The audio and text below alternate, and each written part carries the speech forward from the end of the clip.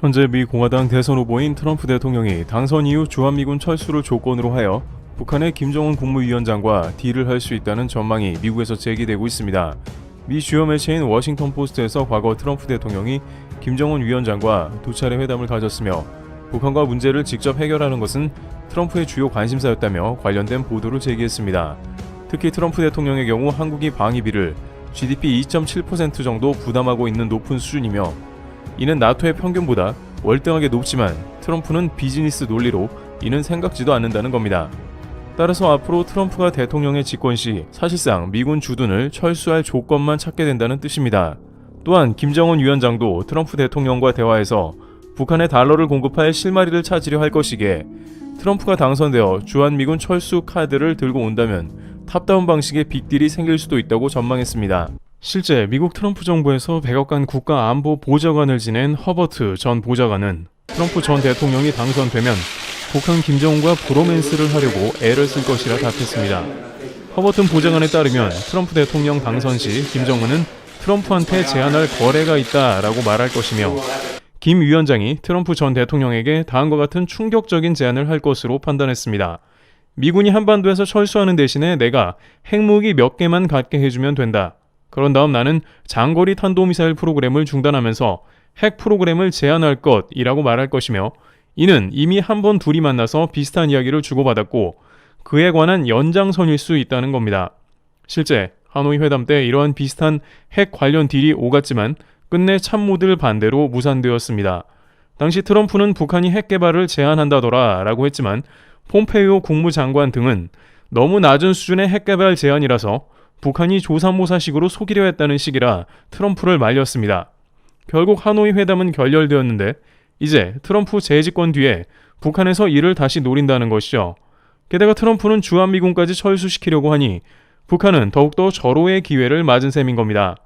보좌관에 따르면 결국 김정은이 원하는 것은 고립을 깨는 것이 그 주요 내용이라면서 러시아는 북한이 필요로 하는 에너지를 공급하면서 김정은을 돕고 있는 모양새라고 하며 반대로 북한은 러시아의 군사적 기술적 지원을 대가로 수백만 발의 포탄을 러시아에 공급했다는 겁니다. 그러나 북한도 한계가 있기 때문에 결국 원활한 달러 공급을 위해 미국 제재를 푸는 게 급선무이며 트럼프와 딜을 성공시켜 달러 송금이 가능해지는 그 시점을 위해서 김정은의 탑다운 제안이 나온다는 것이죠. 어찌 보면 일련의 이러한 과정은 한국 입장에선 다소 위협이 되는 발언일 수도 있기 때문에 예측 불가인 트럼프 당선에 대해서 경계하고 있고 미국 하원에서도 이런 의견이 논란이 되었는데요.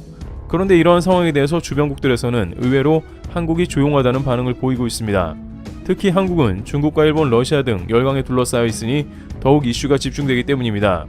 중국, 러시아는 주한미군 철수에 쾌세를 부를 것이며 일본은 방어막이 없어지니 상당히 우려하고 있습니다.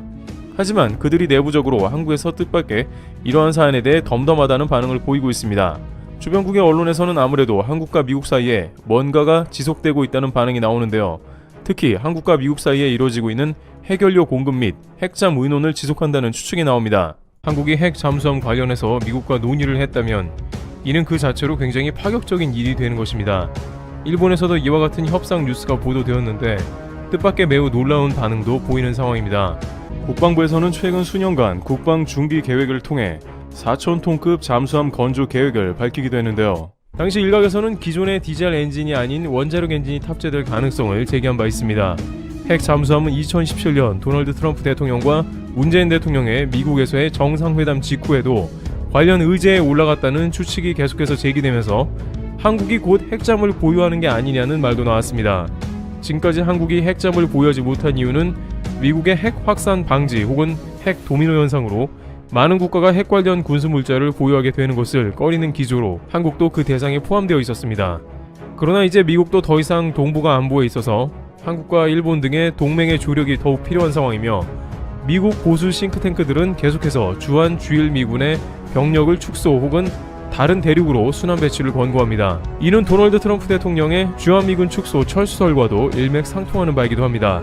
그렇다고 동북아 안보는 소홀하게 할 수 없으며 중국과 태평양 패권을 맞서야 하는 상황이고 결정적으로 북한 때문에 한국은 더욱더 핵 잠수함과 같은 전략 자산이 필요하다고 지적돼 왔습니다. 당장 북한은 2019년 10월경에 잠수함 탄도미사일 발사에 성공하면서 한국과 동북아시아 안보를 크게 위협한 상황이기도 합니다. 이러한 도발만 보더라도 한국이 북한에 대응하는 대칭 전력을 갖기 위해서는 핵잠이 가동되어야 한다는 의견이 나오게 되는 것입니다.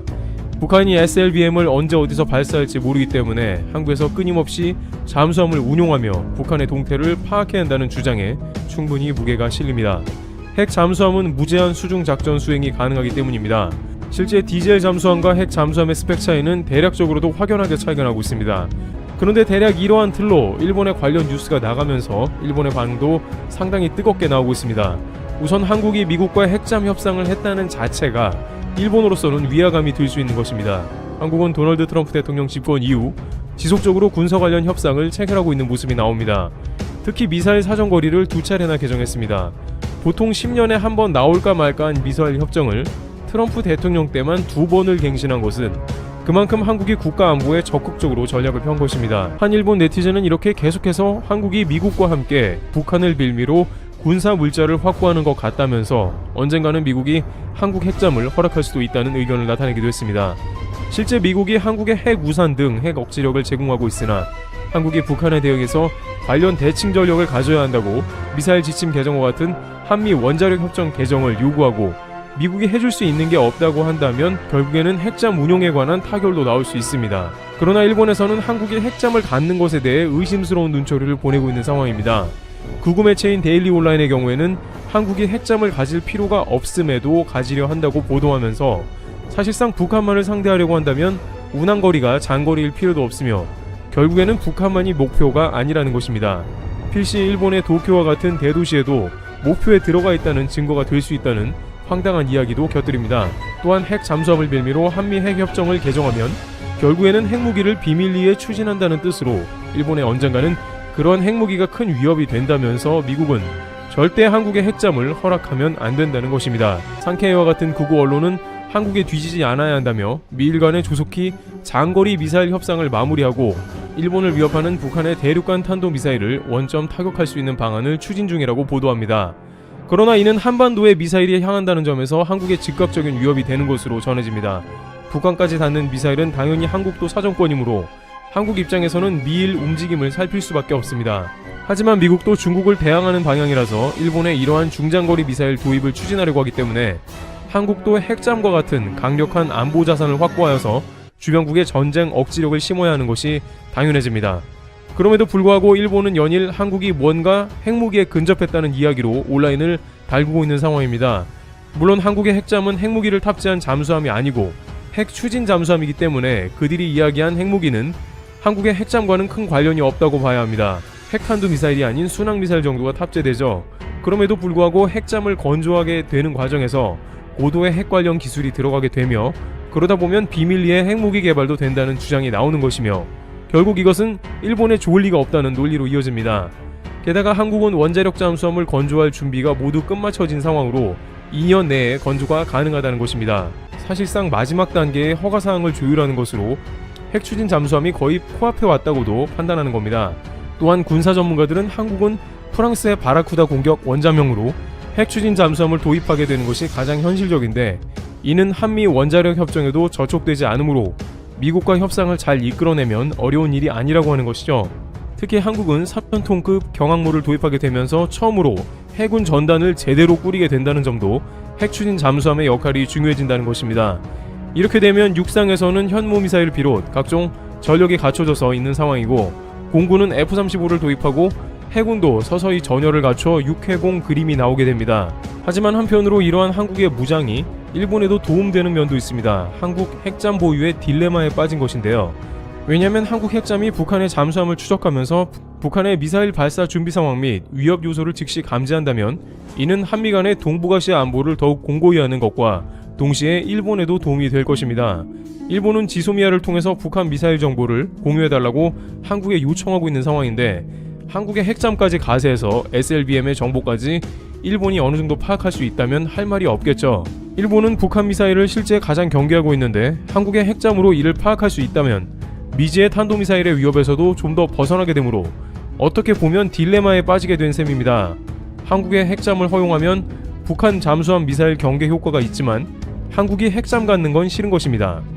만약 미국이 지소미아가 강화되는 계기로 한국 핵잠을 용인한다면 거절도 못할 일이라 질색하는 것입니다. 한국은 오랜 역사를 통해서 자신이 스스로를 지키지 않으면 안 되는 자주 국방의 중요성이 대두되었습니다. 따라서 이와 같은 국방력 강화는 누구를 공격하기 위함이 아니라 외세로부터 스스로를 지키기 위함이며, 열강이 둘러싸여 있고 남북이 갈라져 있는 작금에는 핵잠을 비롯해 무엇 하나라도 빠르게 도입해서 주변국에 잠재적인 억지력을 심는 게 중요한데, 일본은 역으로 자신의 위협이 된다고 생각하는 것이죠.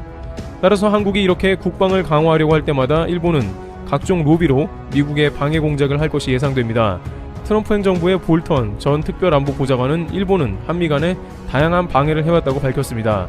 특히 남북 간의 평화 모드를 지극히 경계했는데 남북이 긴장되어야 미국의 이득이 된다고 했습니다. 이는 일본이 6.25에 군수물자를 공급하여 2차 대전의 패망을 극복할 정도로 경제가 살아나서 한반도의 평화는 자신들에게 방해가 되는 동시에 전쟁 억지력을 가지는 한국의 군사력 강화도 안 된다는 이중적인 태도를 보여주는 것이라고 할 수 있습니다.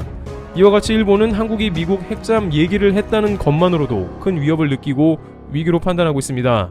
그러나 한국은 국방비를 대거 집행하면서 갈수록 자주 국방을 실현하는 모습이 포착되고 있습니다. 트리블TV입니다. 감사합니다.